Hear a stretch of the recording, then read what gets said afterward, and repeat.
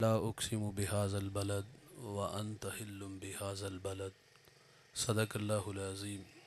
दुरूशी पढ़िएगा। अस्सलातु वस्सलामु अलैका या रसूल अल्लाह व अला आलिका व अस्हाबिका या सय्यदी या हबीब अल्लाह। अस्सलातु वस्सलामु अलैका या रहमतुल लिल आलमीन व अला आलिका व अस्हाबिका या सय्यदी या हबीब अल्लाह। तमाम तारीफ़ व तौसीफ़ हम्द व सना अल्लाह जल्ला मजदुहुल करीम की ज़ात बाबरकत के लिए जो तमाम जहानों का पालने वाला है। अल्लाह रब्बुल इज़्ज़त की हम्द व सना के बाद हुज़ूर ताजदार मदीना, ताजदार अम्बिया, मासूम आमिना अहमद मुज्तबा हज़रत मोहम्मद मुस्तफ़ा सल्लल्लाहु अलैहि वसल्लम के हुज़ूर नाज़ में अक़ीदतों, इरादतों और नियाज़मंदियों का खिराज पेश करने के बाद ज़ी वक़ार काबिल सद एहतराम जलवा फिराज मुक़्तदर उलमा मुअज़्ज़ज़ मुहतशम हाज़रीन, अस्सलामु अलैकुम व रहमतुल्लाह। सूरह बलद से दो आयात तिलावत की। दुआ है अल्लाह हक़ बयान करने की तौफ़ीक़ अता फ़रमाए। काबिल अमल बातों पर हम सब को अमल करके ज़िंदगी की राहों को दुरुस्त करने की तौफ़ीक़ अता फ़रमाए। इरशाद बारी ताला है, ला उक़्सिमु बिहाज़ल बलद, मुझे इस शहर की कसम। मुफस्सिरीन का इस बात पे अजमा है कि इससे मुराद मक्कातुल मुकर्रमा है कि अल्लाह ताला ने शहर मक्का की कसम इरशाद फरमाई। मक्कातुल मुकर्रमा वो अज़ीम शहर है जिसकी अज़मत के हवाला जात बहुत सारे हैं। जब इस शहर की कसम खाई तो ज़हन तवाफ़ करने लगा, शायद कि अल्लाह ने इस शहर की कसम इसलिए फ़रमाई कि यहाँ फ़लाँ फ़लाँ मुक़द्दस मकामात हैं। तो इसकी अज़मत का मैंने कहा हवाला एक नहीं, बहुत सारे हैं। वहाँ एक नमाज़ पढ़ें तो 1,00,000 नमाज का सवाब है। एक रोज़ा रखें तो 1,00,000 रोज़ों के बराबर है। वहाँ एक दिरहम सदका करें तो 1,00,000 दिरहम के बराबर है। वहाँ जन्नतुल मुअल्ला है, ये वो कब्रिस्तान जहाँ से क़यामत के दिन 70,000 लोगों को बग़ैर हिसाब व किताब के जन्नत अता फ़रमाई जाएगी। तो ये 70,000 अपने साथ 70,000 लोगों को साथ लेके जाएंगे और इनके चेहरे क़यामत के दिन इस तरह चमक रहे होंगे जिस तरह 14वीं रात का चाँद चमकता है। मक्कातुल मुकर्रमा की गर्मी पर जिसने एक लम्हा सब्र किया वो जहन्नम से 100 साल दूर कर दिया जाएगा और जन्नत के 200 साल करीब कर दिया जाएगा।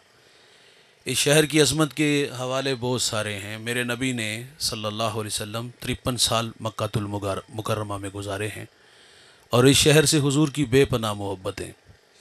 अल्लाह के हबीब सल्लल्लाहु अलैहि वसल्लम जब मक्का से हिजरत करने लगे, दरो दीवार शजर व हजर को हसरत भरी निगाहों से देखा और देख कर के फरमाते, तुझसे कभी भी रुखसत ना होता अगर ये कौम मुझे यहाँ से हिजरत करने पे मजबूर ना करती।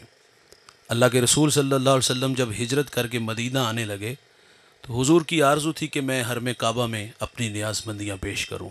उस्मान बिन तलहा से कहा कि मुझे चाबी दो, उसने इनकार किया।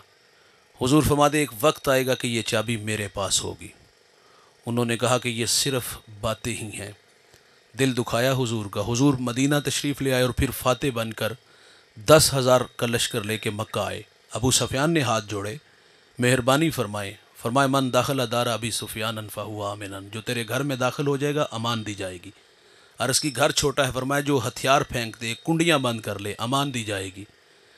आम माफ़ी का ऐलान है दोस्त। और आप फ़ातिहीन को पढ़ के देखिएगा, नेपोलियन बहुत बड़ा फ़ाते है, बस्तियाँ उजाड़ देता था, लेकिन मेरे नबी जब फ़ाते बन के आए तो रावी लिखता है कि हुज़ूर की पेशानी ऊँट की कोहान के साथ लगी हुई थी। इस इनकिसारी और आजिज़ी से आप मक्का में दाखिल हुए कि आपकी पेशानी ऊँट की कोहान के साथ लगी है। दुश्मन लाइन में खड़े हैं। तो क्या फरमाया, ला तसरीबा अलैकुमुल यौम, आज के दिन कोई मुआख़ज़ा नहीं। फरमाया, मैं तुमसे वही कहूँगा जो मेरे भाई यूसुफ़ ने अपने भाइयों से कहा था। फरमाया, जाओ मैं मोहम्मद तुम सब को माफ़ करता हूँ। उस्मान बिन तलहा को फरमाया बुलाओ। उस्मान बिन तलहा हाज़िर हुए। फरमाया, मैंने तुम्हें कहा था ना कि एक वक्त आएगा कि ये चाबी मेरे पास होगी। हुज़ूर ने चाबी ली, अल्लाह के घर में दाखिल हुए, अपनी नियाज़मंदियाँ पेश की। अच्छा दोस्त, काबे का कलीद बरदार होना, काबे की नौकरी कोई छोटी नौकरी है, बहुत बड़ी। ये आरज़ू सैयदना सिद्दीक़ अकबर की भी, हज़रत उमर फ़ारूक की भी, दीगर असहाब की भी थी। لیکن حضور جب باہر تشریف لائے تو عثمان بن طلحہ کو چابی دی، فرمائی یہ تمہارے ہی پاس رہے گی، اور وہ چابی آج بھی اسی خاندان کے پاس ہے۔ تو مکہ المکرمہ کو چھوڑنا آسان تو نہیں تھا، حضور نے وہاں اتنا وقت گزارا۔ اچھا، جب یہ مکہ سے مدینہ آئے تو صحابہ بیمار ہو گئے، سیدنا صدیق اکبر بیمار ہو گئے، بلال حبشی بیمار ہو گئے۔ بلال تو دکھی اشعار پڑا کرتے، اللہ ایک رات دے دے ہم مکہ میں گزار آئیں۔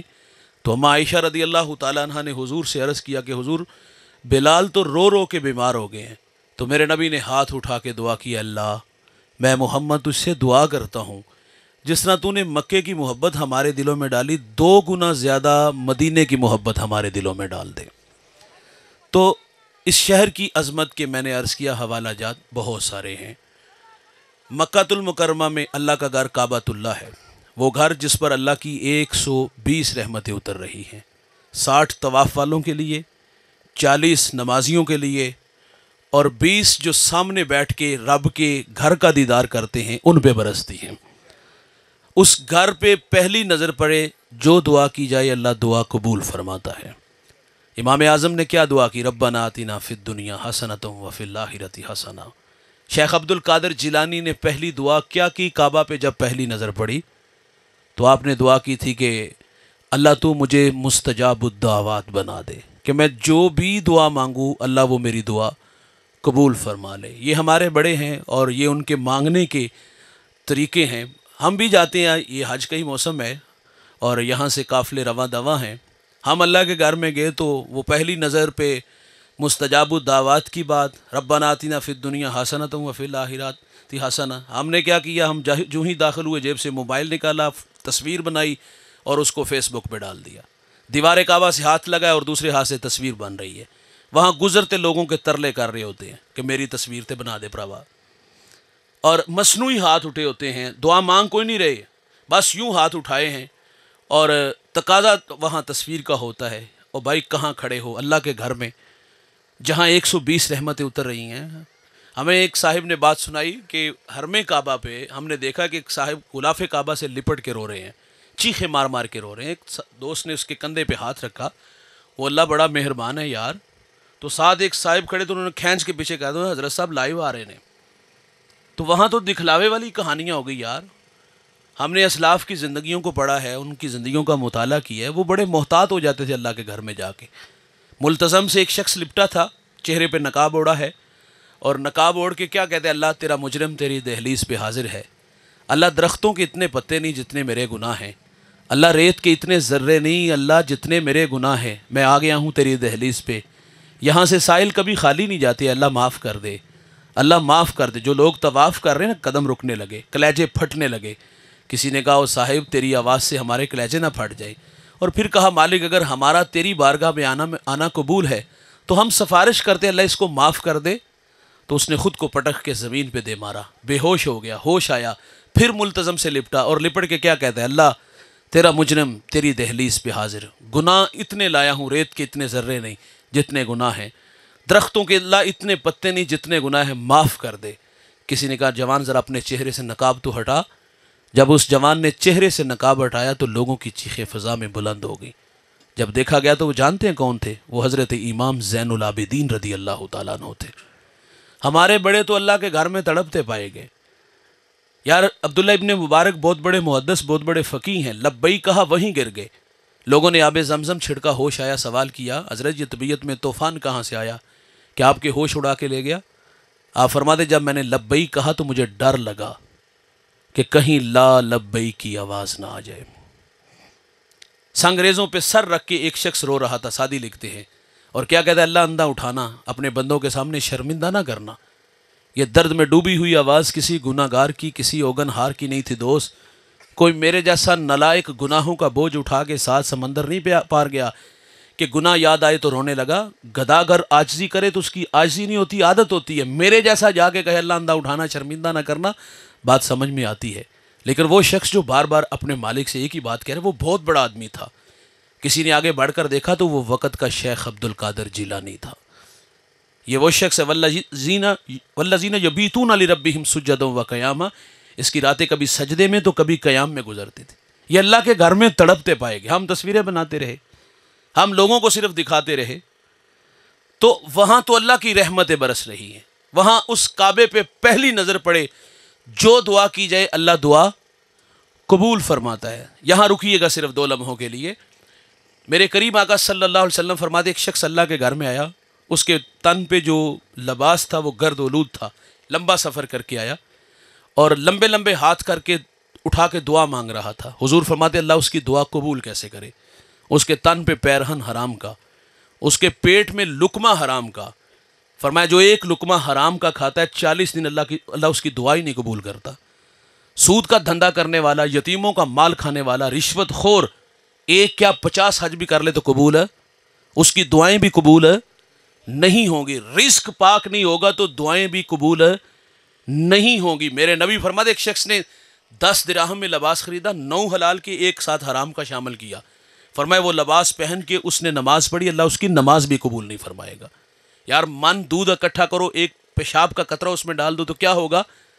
وہ سارا دودھ ناپاک ہو جائے گا۔ یار محنت کر کے پیسہ کمایا، ساتھ حرام کی آمیزش کر لی۔ اللہ سے برکت والا رزق مانگ لو،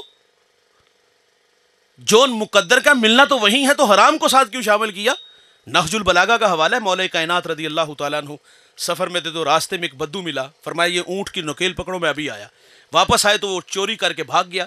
حضرت علی اونٹ کو ہانک کر کے بازار لے آئے، جس دکان پہ آئے وہیں وہ نکیل بیچ گیا تھا۔ حضرت علی نے اس دکاندار سے پوچھا یہ نکیل کتنے کی ہے؟ کہتا ہے 2 درہم کی۔ آسمان کی طرف منہ کیا اور کہا مالک گواہ رہنا، جب میں نے بدو کو اونٹ دیا تھا تو میں نے نیت کی تھی اس کو واپس آ کے 2 درہم دوں گا، اس نے صبر نہیں کیا، حلال کو چھوڑ کر حرام کو اختیار کر لیا۔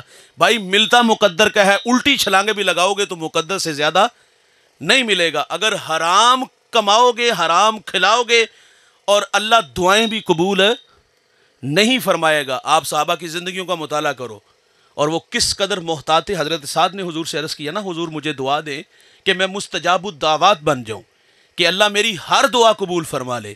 تو میرے نبی نے فرمایا تھا سعد اپنا رزق پاک رکھنا، اللہ تجھے مستجاب الدعوات بنا دے گا۔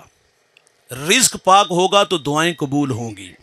حضرت ابو دردہ نماز فجر پڑھتے ہیں، فوراً گھر چلے جاتے ہیں۔ صحابہ نے حضور سے شکایت کی کہ حضور یہ نماز کے فوراً بعد چلے جاتے ہیں۔ صحابہ کی عادت یہ تھی کہ نماز پڑھ کے وہیں بیٹھ کے وظائف میں مشغول ہو جاتے، تو فرماتے اب آئیں تو میری ملاقات اس سے کروانا۔ ابو دردہ آئے تو حضور فرماتے کاہے کی جلدی ہوتی ہے؟ عرض کی حضور جب صبح کے وقت مدینہ میں ٹھنڈی ہوائیں چلتی ہیں نا تو میری ہمسائیگی میں جو میرا ہمسایہ اس کے گھر میں کھجور کا درخت ہے، جب ٹھنڈی ہوا کے جھونکے چلتے تو کچھ کھجوریں ٹوٹ کے میرے گھر میں گرتی ہیں، میں جلدی اس لیے چلا جاتا ہوں کہ کہیں بے خبری میں میرے بچے وہ کھجوریں اٹھا کے کھا نہ لیں، اور میں جلدی جلدی جا کے اسے اٹھا کے اس کے گھر میں پھینک دیتا ہوں۔ یہ صحابہ کی احتیاط ہے۔ ہم تو کہتے ہیں کہ آنا چاہیے، حلال حرام جائز ناجائز کی تمیز کیے بغیر۔ رزق پاک نہیں ہوگا تو دعائیں قبول نہیں ہوگی۔ اگر رزق پاک ہوگا تو میرے نبی فرماتے ہیں تمہاری دعائیں اللہ قبول فرمائے گا۔ میاں شیر محمد شرک پوری ایک بہت بڑا نام، آپ نماز فجر پڑھتے ہیں، جو نمازی تھے انہوں نے کہا حضرت سے آج باران رحمت کی دعا کی درخواست کرنی ہے۔ جب نماز سے فارغ ہوئے تو حضرت کی عادت تھی کہ آپ فوراً وضو خانے کی چھت پہ بیٹھ کے وظیفے میں مشغول ہو جاتے، تو آپ جلدی سے وہاں بیٹھ گئے اور جو مرید تھے، جو نمازی تھے، ایسے زاویے میں کھڑے ہو گئے جہاں سے حضرت آسانی سے دکھائی دینے لگے۔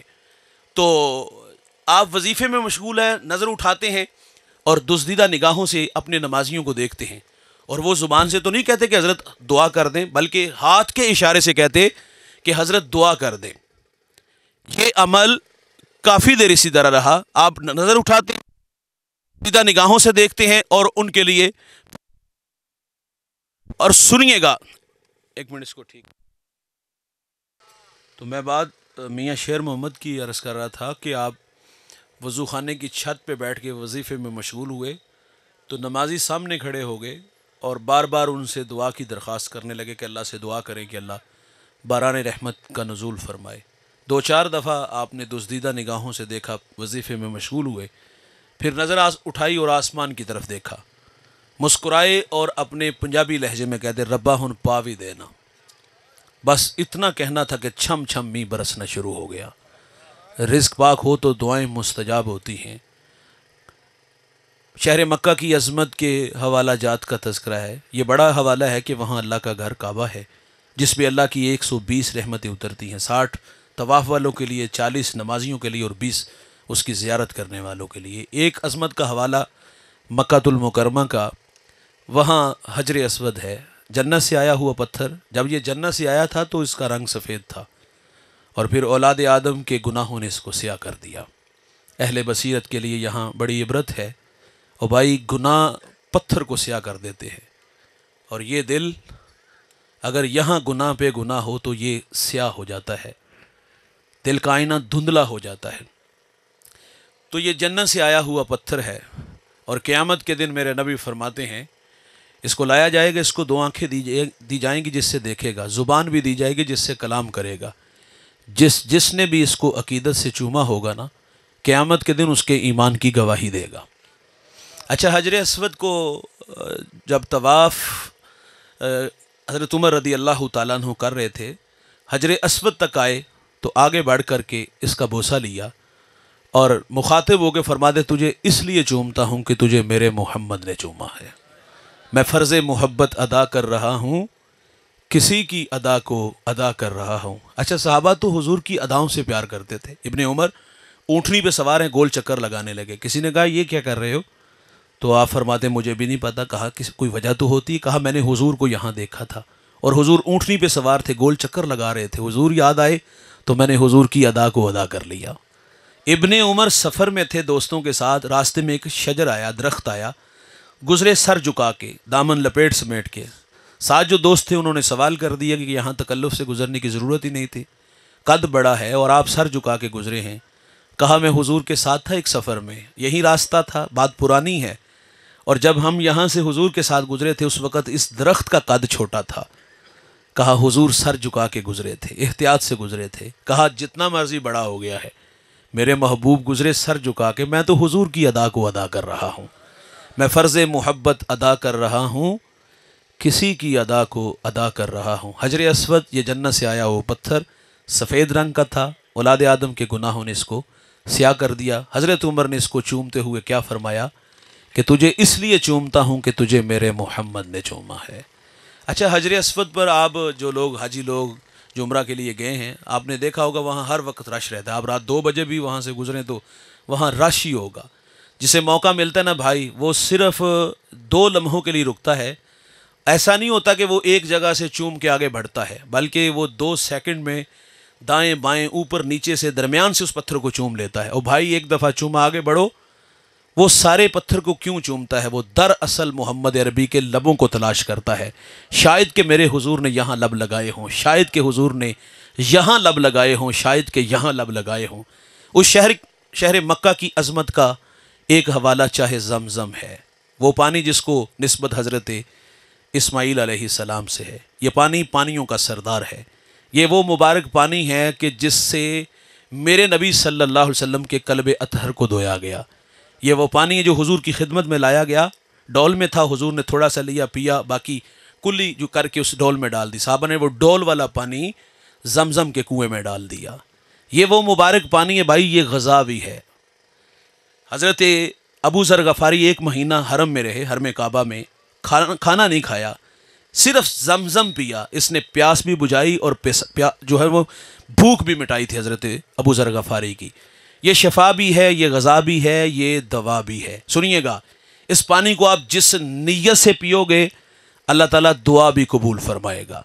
امام سیوطی نے جب حج کے لیے گئے تو آپ نے دعا کی اللہ سے کہ اے اللہ مجھے سراج الدین جیسا علم فقہ عطا فرما جس طرح انہیں مہارت تھی، اور ابن حجر اسقلانی کا تذکرہ کیا کہ علم حدیث میں مجھے اس کمال تک پہنچا دے۔ آپ فرما دیں تحدیث نعمت کے طور پہ کہہ رہا ہوں، اللہ تعالیٰ نے میری دعا وہ قبول فرما لی ہے۔ اور حضرت ابن حجر فرماتے ہیں کہ میں نے اللہ سے دعا کی، زمانے طالب علمی میں حج کے لیے گیا، زمزم کو پیا، زمزم کو پی کے جو دعا کی جائے دعا قبول ہوتی ہے۔ ابن حجر فرماتے ہیں میں نے دعا کی کہ اللہ امام ذہبی جیسا مجھے حافظہ عطا فرما دے۔ فرماتے 20 سال بعد دوبارہ حج کے لیے گیا تو وہ جو دعا میں نے 20 سال پہلے زمانے طالب علمی میں کی تھی کہ اللہ مجھے امام ذہبی جیسا حافظہ عطا فرما، تو آپ فرماتے ہیں کہ اللہ کا شکر ہے کہ اللہ نے اس پانی کو پی کر کے جو دعا کی تھی اللہ نے مجھے ذہبی سے زیادہ بڑا جو ہے نا وہ حافظہ عطا فرما دیا. جس نیت سے دعا کی جائے تو دعا قبول ہوتی ہے. ایک بہت بڑے محدث حج کے لیے آئے, لوگ لائن میں کھڑے ہو کر حضرت سے مصافحہ کر رہے تھے, تو ایک صاحب آگے بڑھے, انہوں نے کہا مولانا ایک مسئلہ پوچھنا ہے. کہا پوچھو. کہا سنا ہے کہ زمزم کو جس نیت سے پیا جائے اللہ دعا قبول کرتا ہے. تو آپ نے فرمایا بالکل ایسے اللہ دعا قبول کرتا ہے. کہا میں ابھی دعا مانگ کے آیا ہوں. کیا مانگی ہے؟ کہا میں نے دعا مانگی کہ میں نے آپ سے اللہ کے رسول صلی اللہ علیہ وسلم کی 100 احادیث سننی ہے. لوگوں سے معذرت کی, اسے بٹھا لیا اور حضور کے فرامین سنانے شروع کر دیے. اچھا ہم دیکھیں یہاں کہ ہمارے اسلاف جو تھے اللہ کے گھر میں جاتے ہیں, زمزم پیتے ہیں, اور زمزم پی کے دعا کیا مانگتے ہیں؟ کیا اللہ مجھے امام ذہبی جیسا حافظہ عطا فرما دے.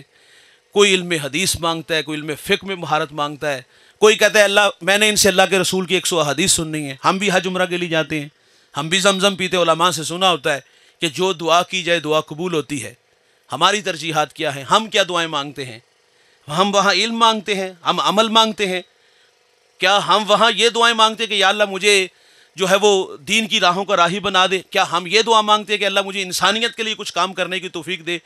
یہ دعا مانگتے اللہ اتنا عطا کیا ہے, اللہ ہمیں بھی آگے بانٹنے والا بنا دے. معذرت سے کہوں گا لوگ وہاں زمزم پی کے دعائیں کیا مانگتے ہیں؟ یا اللہ چھوٹی گڈی وڈی گڈی دے دے, اللہ چھوٹا کاڑے وڈا سارا کر دے. اور رزق تو اللہ نے دینا ہے بھائی, وہ کتوں کو بھی دیتا ہے, وہ پتھروں میں کیڑوں کو بھی رزق دیتا ہے. لیکن ہمیں دعا تو مانگنی چاہیے وہ جو ہمارے اسلاف نے مانگی. علم مانگو, عمل مانگو, لوگوں اللہ سے یہ دعا مانگو کہ اللہ مجھے خیر بانٹنے والا بنا دے, مجھے دکھی انسانیت کے لیے کام کرنے والا بنا دے. دعائیں تو یہ مانگنی تھی. تو خیر زمزم کو جس نیت سے پیو دعائیں بھی قبول ہوتی ہیں. اس شہر مکہ کی عظمت کا ایک حوالہ, وہاں مقام ابراہیم ہے. یہ پتھر جنت سے آیا ہے, اور یہ جنت سے آیا تو روشن تھا. حضور فرماتے ہیں کہ اس کی روشنی کو مٹا دیا گیا. اگر یہ روشن رہتا تو مشرق و مغرب کو یہ روشن کر دیتا. یہ وہ پتھر ہے جس کی چھاتی پہ کھڑے ہو کر حضرت ابراہیم علیہ السلام نے میرے نبی کا میلاد پڑھا تھا. ربنا وابعث فیہم رسولا, دیکھ اللہ تیرا بابرکت گھر تعمیر ہو گیا, اب تو اس پیارے رسول کو بھیج دے. اس شہری مکہ کی عظمت کا ایک حوالہ وہاں صفا مروہ ہے. یہ 2 پہاڑیاں جس پر اللہ کی بندی حضرت حاجرہ رضی اللہ تعالی عنہا دوڑی تھی. حضرت ابراہیم علیہ السلام جب اپنی جوان سالہ بیوی اور اپنے بیٹے اسماعیل کو لے کے جہاں آج اللہ کا گھر کعبہ ہے یہاں لے کے آئے اور واپس پلٹنے لگے, تو جوان سالہ بیوی نے پلو تھام لیا اور کہا کہ ہمیں یہاں وحشت اور تنہائی میں آپ کس کے سہارے چھوڑ کے جا رہے ہیں؟ تو ابراہیم علیہ السلام خاموش ہو گئے. تو حضرت حاجرہ نے پھر عرض کیا کہ آپ ہمیں یہاں کس کے سہارے چھوڑ کے جا رہے ہیں؟ آپ خاموش رہے. تیسری بار پھر کہا کہ حضرت ہمیں یہاں کس کے سہارے چھوڑ کے جا رہے ہیں؟ ابراہیم علیہ السلام خاموش رہے. پھر خود ہی عرض کرتی کیا یہ میرے اللہ کا حکم ہے؟ کہا ہاں حاجرہ یہ اللہ کا حکم ہے. کہا آپ جائیں, وہ اللہ ہمیں ضائع نہیں ہونے دے گا. پھر اللہ کی بندی نے دن کی تنہائیاں اور رات کی وحشتیں وہاں کاٹی. اور حفیظ جلندری اس وادی کا نقشہ بیان کرتا ہے, وہ وادی تھی جہاں وحشت بھی قدم رکھتی تھی ڈر ڈر کے, جہاں پھرتے تھے آوارہ تھپیڑے بادے سر سر کے, جہاں نہ گھاس اگتی تھی جہاں نہ پھول کھلتے تھے, مگر وہ سرزمین تھی کہ آسماں بھی جھک کے ملتے تھے. حضرت حاجرہ رضی اللہ تعالی عنہا نے وہاں وقت گزارا. پھر حضرت اسماعیل علیہ السلام بھوک کی وجہ سے تڑپے, تو ممتا تڑپتی ہے اور ان 2 پہاڑیوں پہ جس کی تقریباً وہ بنتے 3.5 کلومیٹر. اللہ کی بندی نے 7 چکر لگائے, کبھی صفا پہ, کبھی مروہ پہ, کبھی مروہ پہ تو کبھی صفا پہ. یہ 7 چکر لگے اور ادھر اسماعیل تو ٹھنڈے پانی کا چشمہ جاری ہو گیا. اللہ کو اپنی بندی کی یہ ادا اتنی پسند آئی, قیامت کے دن تک اس کو عبادت کا درجہ دیا گیا. پھر ان راہوں پہ نبی بھی دوڑے, ولی بھی دوڑے, غوث بھی دوڑے, قطب بھی دوڑے, ابدال بھی دوڑے. یہاں دوڑنا عبادت ہے. حاجی کا حج اتنی دیر تک قبول نہیں ہوگا جتنی دیر تک ان راہوں پہ دوڑے گا نہیں جن راہوں پہ حضرت حاجرہ رضی اللہ تعالی عنہا دوڑی. یہ عظمت کا بہت بڑا حوالہ, شہر مکہ کی عظمت کا ایک حوالہ وہاں میدان عرفات ہے, مزدلفہ ہے, منا ہے.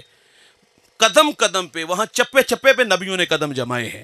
تو جب شہر مکہ کی قسم ارشاد فرمائی تو یہ خیال آیا شاید کہ اللہ نے اس شہر کی قسم اس لیے ارشاد فرمائی کہ یہاں کعبۃ اللہ ہے, شاید کہ اس لیے قسم ارشاد فرمائی کہ یہاں حجر اسود ہے, شاید کہ اس شہر کی قسم اس لیے ارشاد فرمائی کہ یہاں مقام ابراہیم ہے, یہاں چاہے زمزم ہے, یہاں جو ہے وہ صفا مروہ ہے, یہاں عرفات ہے, مزدلفہ ہے, منا ہے. شاید کہ اس لیے قسم ارشاد فرمائی. فرمایا عظمت کے یہ حوالے سارے اپنی جگہ پر, لیکن اس شہر کی قسم اس لیے نہیں فرمائی کہ یہاں جنت المعلا ہے۔ یہاں اس لیے نہیں قسم ارشاد فرمائی کہ یہاں ایک نماز پڑھے تو 1,00,000 نماز کا ثواب ہے، اس لیے قسم ارشاد نہیں فرمائی یہاں کعبۃ اللہ ہے، حجر اسود ہے، مقام ابراہیم ہے، دیگر مقامات ہے، تو اس شہر کی قسم کس لیے ارشاد فرمائی؟ فرمایا وَأَنْتَ حِلٌّ بِهَذَا الْبَلَدِ، اس شہر کی قسم اس لیے کہ اس شہر میں محبوب آپ رہائش پذیر ہیں، اس شہر کی قسم اس لیے کہ اس شہر کی سانسوں نے، تیری سانسوں کی خوشبو ان ہواؤں نے سونگھی ہے، اس لیے مجھے اس شہر کی قسم۔ تو صدر ہر جا کے نشیند صدر است، صدر جس جگہ پہ بھی بیٹھ جائے وہی جگہ مقام صدر ہو جاتی ہے۔ واصف علی واصف کہتے ہیں شرم مکان کا نہیں ہوتا، مکین کا ہوتا ہے۔ حضور مکے میں ہیں تو مکہ افضل ہے، حضور مدینہ تشریف لے آتے ہیں تو مدینہ افضل ہو جاتا ہے۔ تو اللہ نے اس شہر کی قسم اس لیے ارشاد فرمائی کہ یہاں میرے محبوب رہائش پذیر ہیں۔ حضور مکہ میں ہیں تو مکہ کی عظمتیں، حضور مدینہ تشریف لے جاتے ہیں تو پھر مدینہ افضل ہو جاتا ہے۔ یہ وہ مبارک شہر جہاں قدم قدم پہ اللہ کی رحمتیں بڑھ کر استقبال کرتی ہیں۔ مکہ میں حاضری اور جب مدینہ میں حاضری ہو تو مدینہ الرسول کی حاضری کے آداب کا خاص ہمیں خیال رکھنا ہوگا۔ امام شافعی فرماتے ہیں میں مکہ سے مدینہ سفر کرتا ہوں، اور سنیے گا یہاں میں توجہ دلاؤں گا بالخصوص جو لوگ سفر حرمین کے لیے رواں دواں ہیں، اللہ جنہیں بار بار نصیب فرماتا ہے۔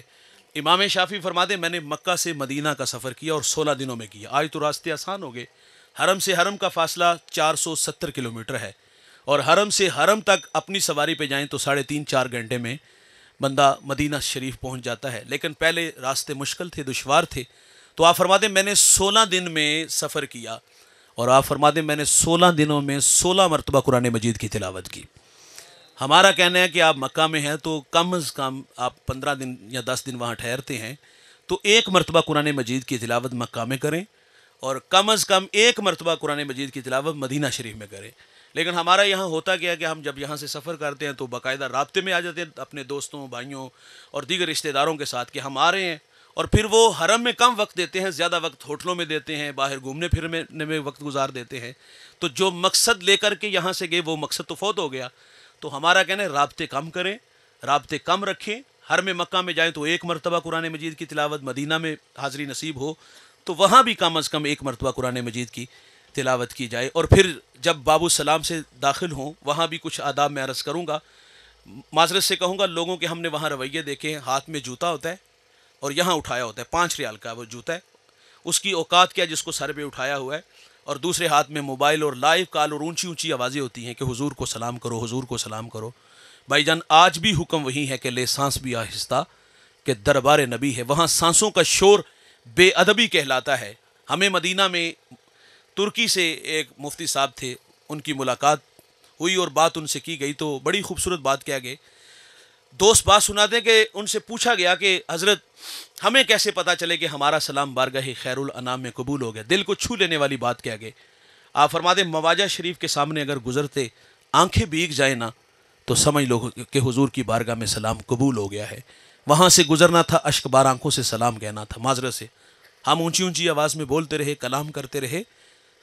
حضرت امام مالک 40 سال روزے رسول پہ رہے، 40 سال درس حدیث دیتے رہے، ایک بار بھی ایسا نہیں ہوا کہ آپ نے کتاب کا ورق پلٹا اور اس کی آواز بھی پیدا ہوئی ہو۔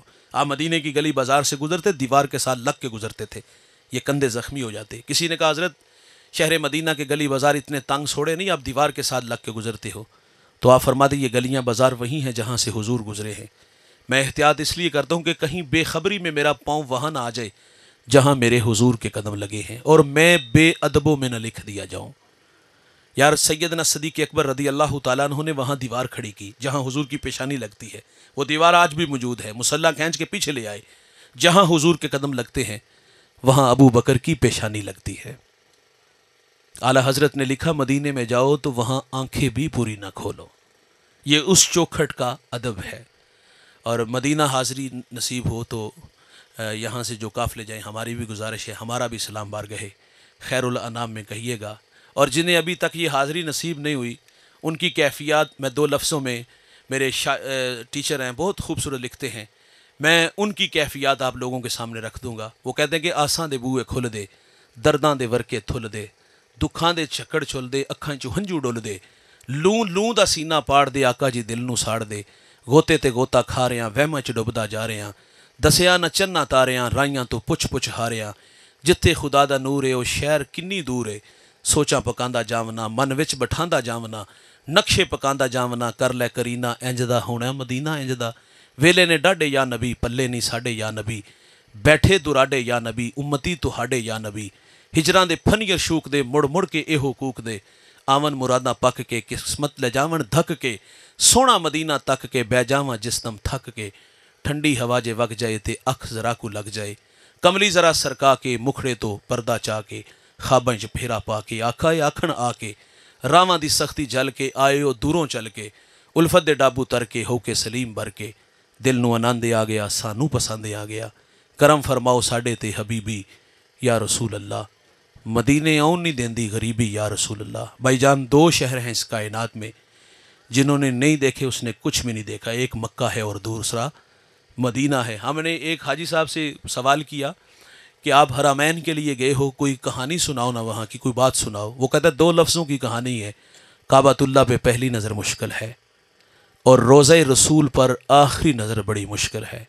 मदीना से बुछड़ना क़यामत से कम नहीं। पीर जमात अली शाह रहमतुल्लाह अलैह आप फरमाते, मैं हज के लिए गया तो मेरी वहाँ एक यतीम बच्चे से मुलाकात हुई, फटे पुराने कपड़े थे, मैं अपनी रिहाइश गाह पे ले गया, उसको लिबास दिया, उसको खाना दिया, हम हरम में आए और रोज़े रसूल के सामने बैठे थे। मैंने अपने बारे में बताया, मेरा ताल्लुक़ पाकिस्तान से है, हज़ारों नहीं लाखों लोग मुझसे प्यार करते हैं, मेरे बेटे बनो, मेरे वतन पाकिस्तान चलो। वादा किया और साथ कहा शहज़ादों वाली ज़िंदगी गुजारोगे, साथ वादा किया मैं साल में 1 मरतबा आता हूँ, तुम्हें भी साथ ले आऊँगा। उस बच्चे ने बड़ा मासूमाना हज़रत से सवाल किया, गुंबद हज़रा की तरफ इशारा करके कहता है, पीर जी जहाँ ले जा रहे हो वहाँ ये होंगे? तो पीर जमात अली रोने लगे। आप फरमाते, बेटा अगर ये वहाँ होते तो मैं यहाँ क्यों आता? तो कहा, हज़रत आप नाराज़ ना होइएगा, मैं हुजूर को छोड़ के कहीं भी नहीं जाऊँगा। जिसको हुजूर का दर नसीब हो गया, ये बड़ी सआदत की बात है।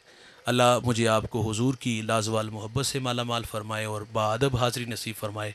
और आखिर पे मैं भी आप दोस्तों से गुजारिश करूँगा, जिस तरह भाई उमर ने आप लोगों से मुखातिब हुए और कुछ बातें आपसे शेयर की, मैं भी इतना कहूँगा, भाईजान दीन का काम मेरे नबी ने फरमाया था दिरमो दिनार से होगा, वसाइल होंगे तो काम होगा। तरजीहात का मामला है, माजरत से कहूँगा आज हमारी तरजीहात कुछ बेहतर नहीं। देखिए, कमरे में आग लग जाए, बच्चे चारपाइयाँ मवेशी हों तो क्या करेंगे? सबसे पहले हम बच्चों को बाहर निकालेंगे, मवेशी निकालेंगे, फिर चारपाइयाँ हैं। तकाजा ये था कि हम मदारस दीनिया को मजबूत करते, लेकिन हमने क्या किया, हमने प्रोफेशनल नात खां और ये कवाल दीगर इस तरह के लोग, बड़े नाम मैं लूँगा तो कुछ लोग नाराज़ भी हो जाएंगे, हमने सारे वसाइल इन लोगों को दे दिए। और मदारस के साथ लोगों का तावन कितना रहा, साल में हम कुर्बानी की एक खाल देते हैं, आजकल तो उस खाल का भी जो हाल हो गया है, वो 50 रुपये की या 100 रुपये की या 150 रुपये की बनती है, और इस एक खाल को हासिल करने के लिए 10 बंदों का तरला करना पड़ता है। हमारा कहना है कि भाई आप मदारस दीनिया को मजबूत करें, अपने वसाइल जो है यहाँ ख़र्च करें। देखिए, अल्लाह के रसूल सल्लल्लाहु अलैहि वसल्लम की खिदमत में, और ये जो आप यहाँ ख़र्च करोगे ये आपका आखिरत के लिए ज़ख़ीरा होगा, ये आखिरत में इसका बेहतरीन सिला मिलेगा। हज़रत उस्मान गनी रज़ी अल्लाह तआला अन्हु की खिदमत में एक साइल आया और हुजूर ने भेजा, वो ज़रूरतमंद था, फरमाया कि आप उस्मान गनी के पास चले जाओ और मेरा ज़िक्र करना, वो आपको कुछ ना कुछ देंगे। जब घर तक आए तो अंदर से आवाज़ आ रही थी कि आपने चिराग में बत्ती क्यों मोटी डाली। घर वालों से इस बात पे नाराज़ हो रहे थे कि चिराग में बत्ती मोटी डाली है तो तेल ज़्यादा जला है, तो ये ज़्यादा जलना फजूल खर्ची में आता है। वो बंदा बाहर खड़ा खुद से हिसाब लगाने लगा कि हज़रत घर वालों से इस बात पे नाराज़ हो रहे हैं, ये मुझे क्या देंगे। खैर उसने दस्तक दी, आप बाहर तशरीफ़ लाए, फरमाया कैसे आना हुआ, कहा मैं ज़रूरतमंद हूँ। अंदर गए तो 3000 दीनार ले आए। कितने? 3000। उसने कहा हज़रत ये तो मेरी आने वाली नस्ल के लिए भी काफ़ी है, लेकिन हज़रत मैंने जो सुना, और आप अभी अपने घर वालों से नाराज़ हो रहे थे, एक तरफ चिराग की बत्ती मोटी डालने पे नाराज़ हो रहे थे और दूसरी तरफ आपने इतना अता कर दिया। फरमाया वो मेरी ज़ात का मामला है और क़यामत के दिन एक एक नेमत के बारे में सवाल होगा, और ये जो मैंने तुम्हें दिए तुम्हें तो नहीं दी, ये तो मैंने अपनी आखिरत के लिए ज़ख़ीरा किया है। अम्मा आयशा रज़ी अल्लाह तआला अन्हा बकरी ज़बा करती हैं और हुजूर घर तशरीफ़ लाते हैं। फरमाया आयशा कुछ बचा? एक रान लेके आ गई, अर्ज़ करती हुजूर ये एक रान बची है। फरमाया ये नहीं बची, जो दे दिया है वो बच गया है। भाईजान जो राह खुदा में ख़र्च कर दिया जाएगा वो बचेगा इंशाल्लाह बामकसद। और इंशाल्लाह यहाँ आने वाले तलामुज़ा पढ़ाने वाले असातिज़ा आपकी इंशाल्लाह आंखें ठंडी होंगी और ये खूबसूरत मादरी इल्मी तामीर होगी। इसमें आप साथ इन बच्चों के दोस्तों के साथ शामिल हो जाइएगा। اپنے وسائل ضرور کچھ نہ کچھ مختص کیجیے گا، اللہ تعالیٰ آپ کو اس کا بہترین صلہ اجر عطا فرمائے۔ اللہم صلی علی سیدنا و مولانا محمد وآلہ و اصحابہ وبارک وسلم۔ اللہ جو کہا سنا ہم سب کو عمل کی توفیق عطا فرما، سب کو دارین کی سعادتوں سے مالا مال فرما، قدم قدم پر حسنات عطا فرما۔ اللہ زندگی شان کی موت ایمان کی عطا فرما، سب کی جولیاں رحمت و رضوان سے بھرپور فرما۔ درس قرآن کے دائی ہمارے یہ دوست جن کی محنت سے ہم سب یہاں جمع ہوئے، اللہ ان کی محنت جستجو کاوش قبول فرما، انہیں قدم قدم پر اس کی برکات نصیب فرما۔ جتنے لوگ تشریف لائے گھروں میں پہنچنے سے پہلے اے اللہ سب کے گھروں میں درس قرآن کی برکتیں بھیج دے، سب کو عزت و آبرو والی زندگی عطا فرما۔